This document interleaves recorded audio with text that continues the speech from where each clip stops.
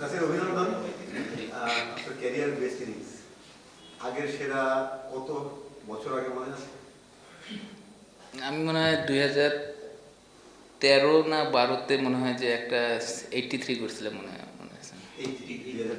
80 মানে আপনার ক্যারিয়ারের এই স্টেজে 13 বছর পর এসে এর মধ্যে এত কিছু হয়ে গেছে, রিসেন্ট ক্লাসে তো অনেক কিছু হয়ে গেছে, আপনি বাইরে ছিলেন, তারপরে ক্যারিয়ার এই পর্যায়ে এসে আপনি ক্যারিয়ার বেস্ট ইনিংস করলেন, আপনার নিজের ক্যারিয়ারের ফাস্টেস্ট 50ও।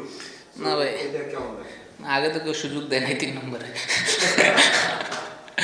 না, অবশ্যই ভালো লাগতেছে, কারণ আপনি যেখানেই পারফর্ম করেন না কেন ভালো তো লাগে সবসময়। আর আমি T20-তে অন্তত বিশেষ করে যে আমি চেষ্টা মানে আমার খুব ভালো লাগে আর কি উপরে ব্যাটিং করতে, কারণ আমার কাছে মনে হয় যে ওই সময়টা একটু রান করা সহজ। কারণ আপনি যদি ওভারঅল চিন্তা করেন যে পাওয়ার প্লের মধ্যে আপনার 9টা প্লেয়ার ভিতরে থাকে, তো আপনি যদি একটু রিস্ক নেন তাহলে ওই জায়গাটা যতটা ইজি হয় রান করা, বাট আপনি পাওয়ার প্লের পরে কিন্তু এতটা সহজ হয় না।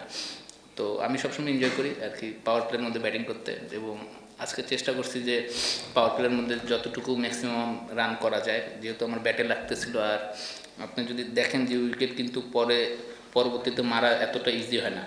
তো সাবাস, ব্যাটে নাই গেল কে ভাই।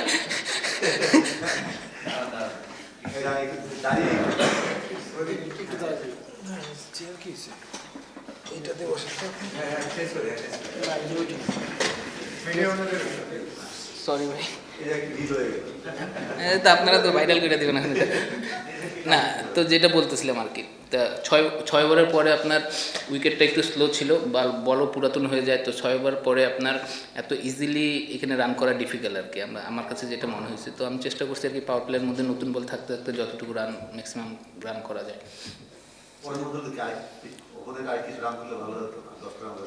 না ভাই, আমাদের টিমের অবস্থা, আমরা পরপর 2-3টা ম্যাচ হারছি, তো আমাদের এই উইনটা খুব দরকার ছিল অ্যাজ এ টিম হিসাবে, এবং টিমের মোমেন্টাম পাওয়ার জন্য এই উইনটা আমাদের খুব দরকার ছিল।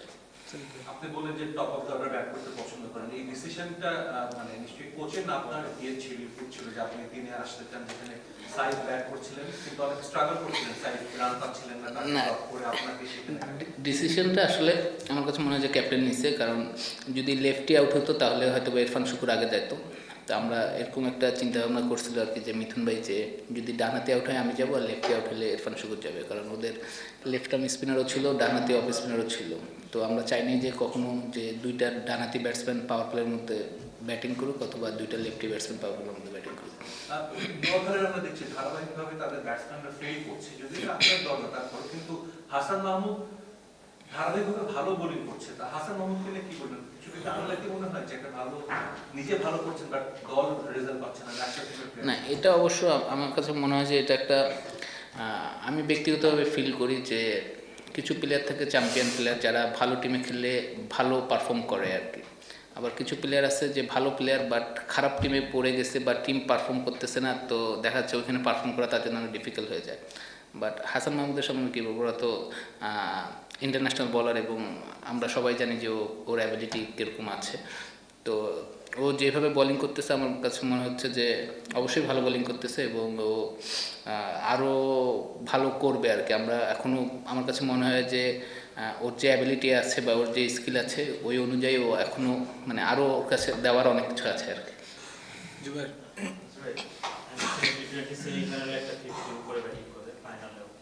তারপরেও কেন বিপিএল আপনাকে নিচে খেলানো হলো, কোনো এক্সপ্লেনেশন দিতে আছে?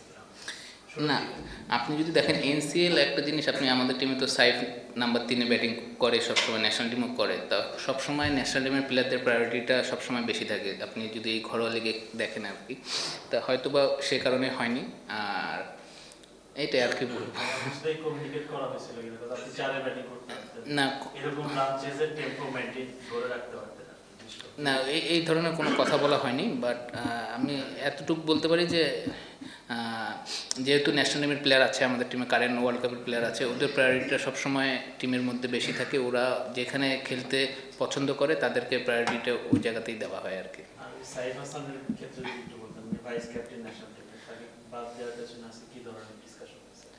না, তাকে বাদ দেওয়া হয়নি, তাকে রেস্ট দিছে আর কি একটা ম্যাচ। তো তো আমার বিশ্বাস যে ওর যে অ্যাবিলিটি আছে ওটা আমরা সবাই জানি যে ও কী টাইপের প্লেয়ার। বাট T20 আমাদের কেবল 3-4টা ম্যাচ দিয়েছে, আপনি 3-4টা ম্যাচ দেখে একটা ব্যাটসম্যানেরকে আপনি জাজ করতে পারবেন না। T20 খেলা যদি এটা 1 ডে হতো বা 4 ডে হতো তাহলে হয়তো বা একটু সময় পাইতো, বা T20 খেলা যখন আপনি ফর্মে থাকেন না তখন উইকেটে নামলেই দেখা যাচ্ছে যে 10 বল হয়ে গেছে আপনার কাছ থেকে। তো এটাই ডিফিকাল্ট, বাট আমার বিশ্বাস যে ও এখান থেকে কামব্যাক করে উঠবে ইনশাআল্লাহ। আচ্ছা ভাই, আপনাকে বাংলাদেশের প্রথম ফিনিশার তকমাটা দেওয়া হয়, আপনার পর রিয়াদ ভাই এই রোলটা প্লে করেছেন খুব ভালোভাবে। আপনাদের রোলটা খুব স্পেসিফিক থাকে, 10-15 বল খেলবেন, 20-30 রান করে চলে আসবেন। রিসেন্টলি জাকের আলীর এই রোলটা ছিল বলা থাকে যদি বলতে হয়, সে ওই জায়গায় একটা ভালো খেলেছে একটা পার্টি 7-9 পর্যন্ত, তারপর সে ডেলিভার করতে পারেনি 8-10টা ম্যাচ। তো আপনার ক্ষেত্রে কি মেসেজটা কি থাকবে, মানে এই যে স্পেসিফিক রোলে এত অল্প মার্জিনে এতগুলো রান করতে, এই জিনিসটা আপনি যদি দেখেন ওভারঅল, আপনি যদি চিন্তা করে দেখেন, আমরা প্রিমিয়ার লিগের কথাই বলি, যারা প্রিমিয়ার লিগের টপ অর্ডারে রান করে, ধরেন হাইস্ট রান ধরেন 800-900 রান করে, ওরা কিন্তু এসে দেখা যাচ্ছে অনেক প্লেয়ার 6 নম্বরে ব্যাটিং করতেছে। তো আমার কাছে মনে হয় যে আপনারা যখন সিলেকশন করবেন বা যারা করে তাদের হচ্ছে যারা ওপেনার, যারা তারা ওপেনারই আর কি। ওপেনার ব্যাটসম্যান কখনো 6 নম্বরে গিয়ে আপনি হয়তো একদিন সাকসেস হবে অথবা 2 দিন হবে না, সাকসেসের চান্সটা কম থাকে। তো আমার কাছে মনে হয় যে যারা ন্যাশনাল টিমে 6 নম্বরে ব্যাটিং করে বা 7 নম্বরে ব্যাটিং করে, ওদের ঘরোয়া লিগও ধরেন প্রিমিয়ার লিগ বলেন বা আরও ওয়ানডে যেগুলো টুর্নামেন্ট হয়, ওদেরকে ওই 6 নম্বরে ব্যাটিং করা উচিত, কারণ ওইখানকার সিচুয়েশন আর টপ অর্ডারের সিচুয়েশন কিন্তু এক থাকে না। তো যে জিনিসটা আমি ফিল করি, কারণ আপনি যদি 6 নম্বরে ব্যাটিং করেন অনেক সময় রান লাগে 7 করে 8 করে 9 করে, এটা এতটা ইজি না। এই তো সেই হিসেবে কি আমাদের আসলে ফিনিশার আছে নাকি জোর করে ফিনিশার বানানো আছে? না, ফিনিশার আছে না, কত ফিনিশার আছে ন্যাশনাল টিমে। আর আমাদের তো যতটুকু জানি যে 20 বছরের পাইপলাইন নাকি প্লেয়ার আছে পাইপলাইনের।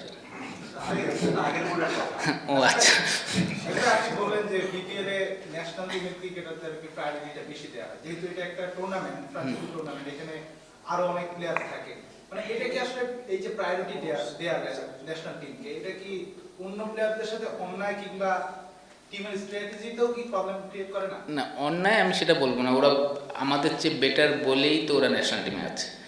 তো অন্যায় ঠিক না। আপনি যদি দেখেন যে ন্যাশনাল টিম প্লেয়ার কয়টা প্লেয়ার আছে, আরও তো অনেক জায়গায় অপশন ফাঁকা আছে। তো এই জায়গায় তো আমাদের লোকাল প্লেয়াররা তো খেলতেছেই। আপনি যদি দেখেন আমাদের পাওয়ার প্লেয়ার মধ্যে বোলিং করতেছে তাসকিনের সাথে কি বলে এটাকে সাইফুদ্দিন বোলিং করতেছে, তারপরে স্পিনার আমি বোলিং করতেছি মাঝে মধ্যে। তাহলে যদি প্রায়োরিটি দেওয়া হইতো তাহলে আমার জায়গায় হয়তো সাইফ বোলিং করতো। তো আমার কাছে মনে হয় যে সব কিছুই ঠিক আছে আর কি, ব্যালেন্স আছে। ভাই আপনার আপনি এবার রংপুরের যে চ্যাম্পিয়নশিপটাতে সেটা খুব এফেক্টিভ একটা রোল প্লে করছেন।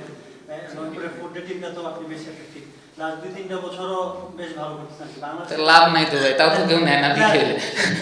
সেটাই বলতেছি, মানে বাংলাদেশে এটা খুব রেয়ার যে ক্যারিয়ার লেটার পার্টে এসে যখন খুব একটা কিছু থাকে না, তখন ভালো পারফর্ম করে না, তেমন একটা দেখা যায় না, খুব রেয়ার এটা।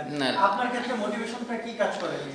লেটার পার্ট বলবো না আমি, কারণ আমি আল্লাহর রহমতে যদি সুস্থ থাকি এখনো হয়তো বা 5-6 বছর খেলতে পারবো। তো আমি বলবো যে আমি সবসময় ভালো খেলার চেষ্টা করি এবং আল্লাহর রহমতে আমার যেটা জ্ঞান আছে বুদ্ধি আছে সেইভাবে খেলার চেষ্টা করি এবং উইকেটটা রিড করে বোলিং করার চেষ্টা করি, উইকেটটা রিড করে ব্যাটিং করার চেষ্টা করি। তো এটাই আর কি বলবো ভাইয়া। মাসার ভাই